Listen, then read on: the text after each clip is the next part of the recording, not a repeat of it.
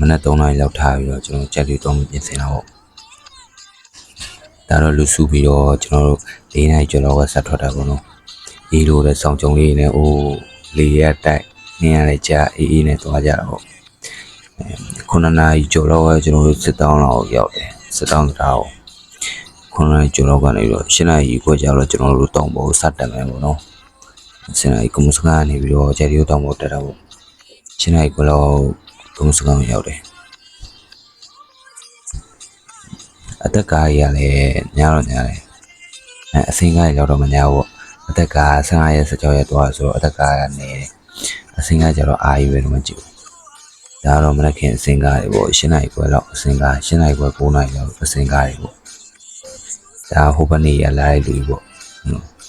ကျွန်တော်အခုရောက်ပါပြီကျွန်တော်ရှင်ကြိုက်တူစီတော့ယူရောက်ချင်းမှာကျွန်တော်တို့ကတော့ပိုက်ဆက်တာနဲ့ထမင်းစားဖို့ရည်သေးတယ်ပေါ့ဖះကိုရင်ဘူးကအခန်းရှာပါနဲ့အားနဲ့ပိုက်စားတော့ကျွန်တော်ထမင်းရင်စားတယ်ထမင်းစားပြီးမှဖះကိုဖူးပြီးတော့ဖះတော့ဖူးမှာပေါ့နော်ဒါပါလာတဲ့ဟင်းလေးပေါ့အစုံနေရပဲကြက်ဖြူတော့ထမင်းတော့စားရတော့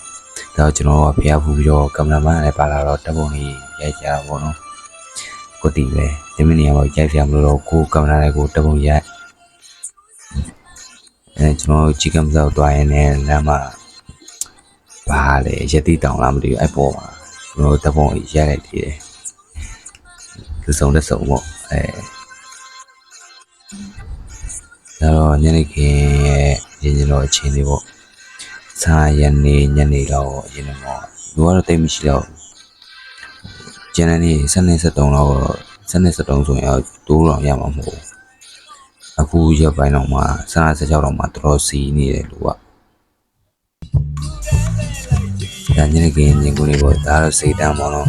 ကျွန်တော်ဖျားပေါ်တက်မယ်စိတ်တမ်းပေါ့ချက်ရိုးစိတ်ရိုး